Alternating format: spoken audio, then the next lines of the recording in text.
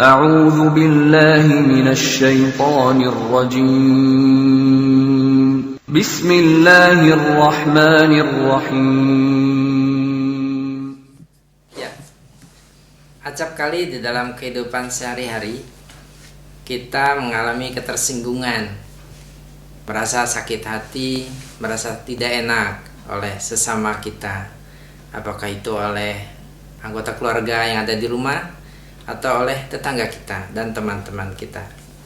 Ketersinggungan, rasa sakit hati acap kali menimbulkan sesuatu bergejolak di dalam hati kita.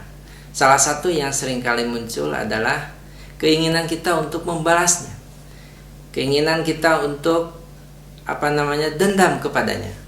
Apalagi kalau sakit hati itu dirasakan begitu dalam, begitu menyayat.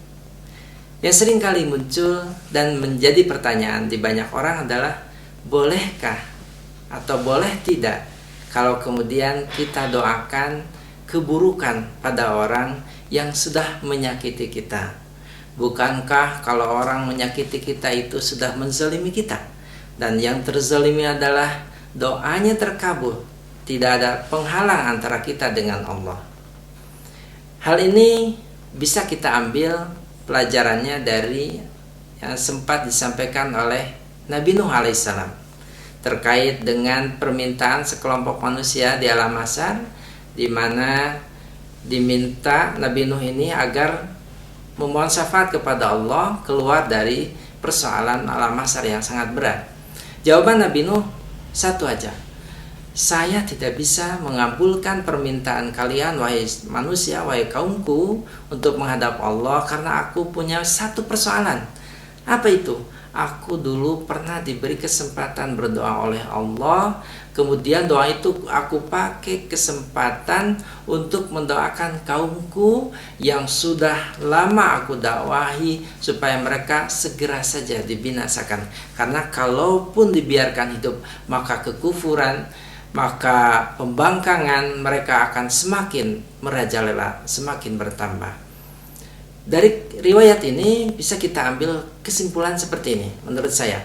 Pertama, Nabi Nuh mendoakan keburukan kepada kaumnya itu setelah dia dakwahi 950 tahun atau 1000 kurang 50 siang malam tanpa kenal lelah, tetapi mereka tidak pernah mau menuruti kecuali 80 orang itu.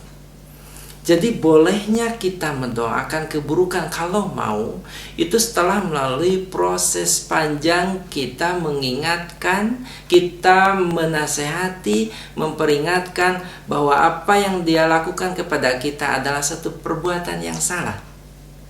Kalau itu sudah sampai pada batas yang kita tetapkan sendiri dalam jangka yang sangat panjang, jangka yang sangat lama dengan ikhtiar yang maksimal, yang optimal, barulah seperti halnya Nabi Nuh kita doakan keburukan bagi dia. Tapi sekali lagi ingat, setelah kita melalui proses yang panjang mengingatkan, menasehati dia. Tapi tentu yang paling mulai, yang paling bagus adalah kita maafkan dia. Itu akhlak paling mulia seperti yang dicontohkan oleh Rasulullah. Kenapa seperti itu? Karena barangkali satu hal yang perlu kita perhatikan, dia menyakiti kita, dia berbuat aniaya kepada kita, bisa jadi satu sebabnya adalah karena dia tidak tahu, karena dia tidak menyadari itu, atau bisa jadi dia kan tidak sengaja. Maka sebelum langkah-langkah tadi, walaupun dengan pertanyaan bolehkah mendoakan keburukan, maka satu yang harus kita lakukan adalah memaafkan dia.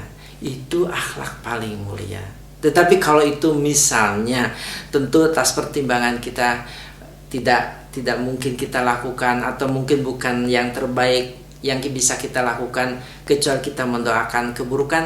Ingat, lalui dulu proses tadi, kebaikan yang kita lakukan kepada dia dengan mengingatkan, menasihati, itu dulu yang harus kita lakukan, seperti halnya apa yang dilakukan oleh Nabi Nuh alaihissalam.